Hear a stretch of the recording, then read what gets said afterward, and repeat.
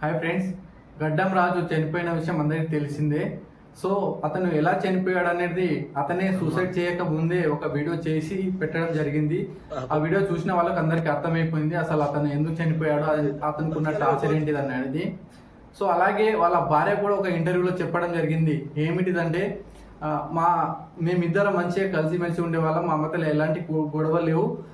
గడ్డం రాజు ఏ పని చేసినా నేను సపోర్ట్ చేసేదాన్ని. నేను ఏ పనిలో ఆయన టార్చర్ పెట్టలేను. ప్రతి పనిలో ఏ పని చేసినా కానీ నేను సపోర్ట్ చేసేదాన్ని, కానీ నేను ఎప్పుడూ వద్దని చెప్పలేను. అతను ఒక ఫోక్ యాక్టర్ కాబట్టి నేను ఎక్కడ తప్పు పట్టలేను అని ఆమె క్లియర్గా ఒక ఇంటర్వ్యూలో చెప్పడం జరిగింది.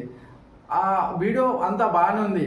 అంతా బాగున్నప్పుడు మనము గడ్డం రాజు విషయానికి వస్తే, అంతా బాగున్నప్పుడు ఈయన ఒక ఫోక్ యాక్టర్, మంచి సింగర్ కాబట్టి మంచి మంచి ఆశలు ఉంటాయి కదా, మంచి మంచి కోరికలు ఉంటాయి కదా ఇంకా ఎదగాలని. అలాంటి మనిషికి అసలు సూసైడ్ ప్లాన్ అని ఎందుకు వస్తుంది, నేను చనిపోవాలనే ఆలోచన ఎందుకు వస్తుంది చెప్పండి. ఆయన వీడియోలో చెప్పిండు, మళ్ళీ నేను చెప్పని అవసరం లేదు. ఆయనకున్న టార్చర్ ఏంటిది, ఆయనకున్న బాధ ఏంటిది అనేది చెప్పిండు. చెప్పిన తర్వాతనే అతను సూసైడ్ ప్లాన్ చేసుకున్నాడు. సో గడ్డం రాజు విషయం మనం పక్కన పెట్టేస్తే మన భారతదేశంలో ఇలాంటి కేసెస్ చాలా జరుగుతున్నాయి. అసలు ఇవి ఎందుకు జరుగుతున్నాయి అంటే, భార్య ఏదో తప్పు చేసిందని భర్త ఏదో తప్పు చేసిందని భార్య ఒకరికొకరు అర్థం చేసుకోకపోవడం వల్ల ఇలాంటి కేసెస్ అనేది చాలా పెరిగిపోతున్నాయి. ముఖ్యంగా ఎందుకంటే ఆ తప్పులు ఏంటిదంటే, భార్య తప్పు చేసినప్పుడు భర్త 1-2 సార్లు చెప్పాలి, నువ్వు ఇది తప్పు చేస్తున్నావు, నువ్వు చేసే పని తప్పుగా ఉన్నది, నువ్వు ఇలాంటి తప్పు చేయకనని 1-2 సార్లు చెప్పాలి.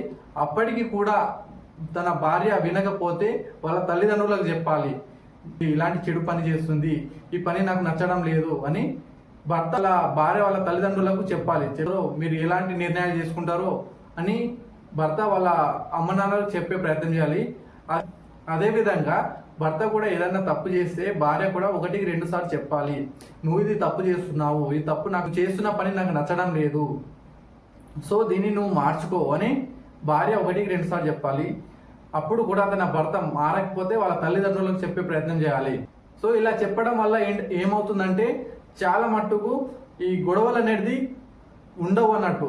ఎందుకంటే ఇలాంటి చెప్పకపోవడం వల్ల చాలా మంది ఏమనుకుంటారంటే, నా భార్య ఈ తప్పు చేస్తుంది కదా, నేను చెప్పుంటే నా సిగ్గుపోతుంది, నేను 10 మందికి ఎలా చెప్పగలుగుతాను, వాళ్ళ తల్లిదండ్రులకు ఏ విధంగా చెప్పాలని చాలా మంది మోమాటంతో చెప్పారు. భార్య కావచ్చు, భర్త కావచ్చు. మోమాటం అనేది ఏం లేదు. ఇప్పుడు జీవితమే పోయింది కదా ఇక్కడ. మంచి కళాకారుడు, మంచి డ్యాన్స్ యాక్టర్ కదా, జీవితం పోయింది, ఏం రాలేదు కదా. అదే వాళ్ళ తల్లిదండ్రులు చెప్తే వాళ్ళు ఏదో ఒక విధంగా నచ్చచెప్తారు కదా. కొంతమంది ఇలా చెప్పినా కూడా చాలా మంది మారని వాళ్ళు కూడా ఉంటారు. అంటే చేసిన పనిని మళ్ళీ మళ్ళీ తప్పు అదే చేస్తుంటారు.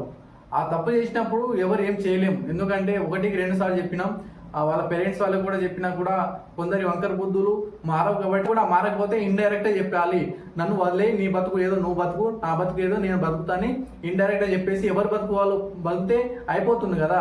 చనిపోతే ఏమొస్తుంది, సపోజ్గా ఒక పిల్లలు ఉన్నా కానీ ఆ పిల్లల్ని ఎవరో ఒకరు పోషించుకొని మంచిగా వాళ్ళంతా వాళ్ళు పెరిగి ఏదో ఒకటి చేసుకుంటారు కదా.